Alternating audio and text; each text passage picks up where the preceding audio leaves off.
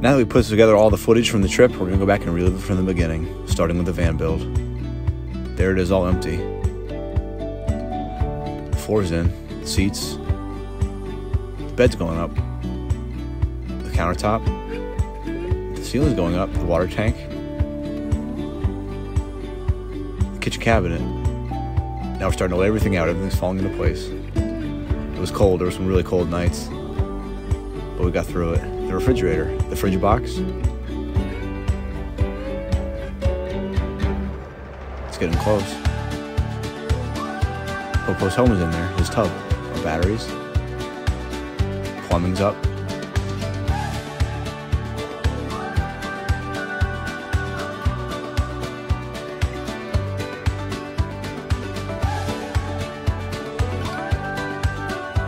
The windows in the back, almost there. It's getting really close. The drawers, that was tough, but we did it. And there's all my tools. And that's crammed full of stuff before we set off.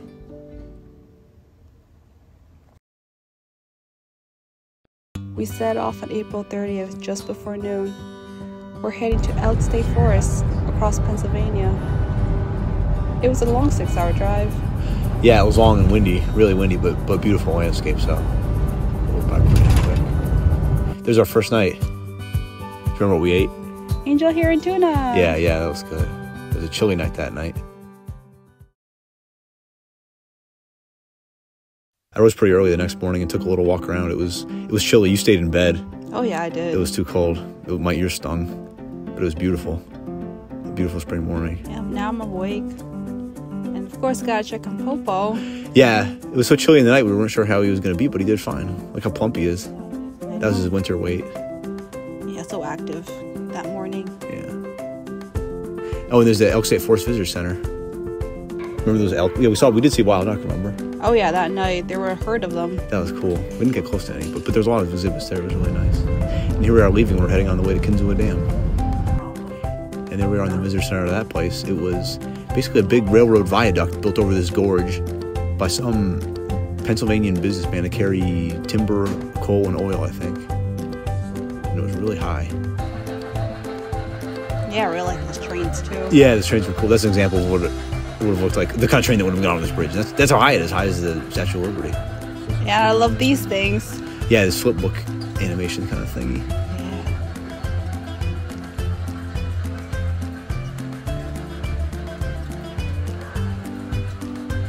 So we'll get out there in a moment. Here we go. So yeah, a tornado swept through there at some point in the late 20th century, and it knocked most of the bridge down, but there's a little bit that's still standing and you can walk on it. And there's the rails. Look out, it's double rails in case a train jumped a set of rails, at least had another one to back it up. It was going over this long, high bridge. Yeah, when you look over, it's absolutely, first of all, the view is just breathtaking. It's so high up, and there's the wreckage from the tornado. Yeah, that's a huge wreckage. Yeah. You can see so far. Yeah, really far. It's so high. It was warm. The weather was good. I think it was a little windy that day too, which makes it a little nerve-wracking. Not too bad. Are you afraid of heights?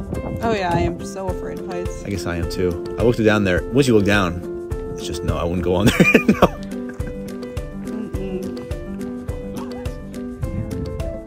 And there was a trail that took you down to the valley floor. We went about maybe halfway down or so and took a bunch of pictures. Yeah, it's really amazing seeing from down there. It was cool looking up. Really, really high up. Yeah. Really, really tall and just so far. Yeah, it was kind of a marvel engineering. Oh, there's the dam. Yep, that's where we stayed near. Yeah, we stayed near that night. It's the Allegheny Reservoir. Kinzua Point, it was called. There's the rainbow. The rainbow coming off the water was so cool.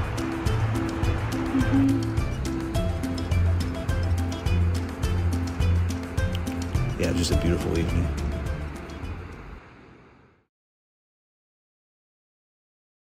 This is the Allegheny Reservoir. Yes, Allegheny Reservoir. I woke up really early the next morning, I think 5 or 5:30, just so I could see the sun rising over the reservoir. It was really pretty, just a really serene morning with birds chirping and just a light breeze. And then you got up to join me. We had coffee out there by the reservoir. And then we drove up to Eerie, Pennsylvania to visit Presque. It's on Lake Erie, of course. And the site of Oliver Hazard Perry's victory in the War of 1812. Yeah, it was a really beautiful morning. Yeah, really, really beautiful and sunny.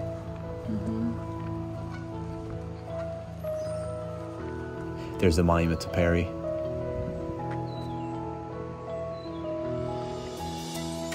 There's a lot of info around too. The signs. There he is. Perry. He was born in South Kingston, Rhode Island. He's a Providence, Rhode Island native. Okay. And then there's a lot of natural stuff too. Obviously, there's the. Remember all those turtles basking on the logs? There's so many of them. I know. There they are. Yep, so many of them. It's so windy by the shore. Some ferocious waves. I can't remember how warm the water was. Or not warm at all. Probably not very warm. It was my first Great Lake. Yeah, it was your first Great Lake. It was beautiful. Almost, it really felt like the sea. Oh, and there's your black bean burgers. Gosh, I love those. Yeah, of course. You gotta have lunch. Yeah. With this great view. Oh, Brandywine Falls in, this is Ohio now, Cuyahoga National Valley. Drove all the way to Ohio now. That's right, yeah, we did a lot of driving in the early parts of the trip. Yeah, it was really crowded there too. Yeah, a lot of people. Yeah, the afternoon. It was so beautiful. Yeah. Very beautiful. Yeah, especially when you got away from the falls, it was really peaceful. Slap a tree. Yeah, there was a nice trail, maybe probably less than 2 miles, maybe a mile and a half or so, just around in the forest, which we did. I'm glad that we had a trail. Yeah, there weren't too many people on the trail too. No, yeah, that's what I was thinking. That's when it got really peaceful when you're out in the forest. I think we're going to see it in a moment. There it is. Yeah, this is what we saw on the trail. It was really beautiful stream running through. Yeah, it was really nice to end the day. Yeah.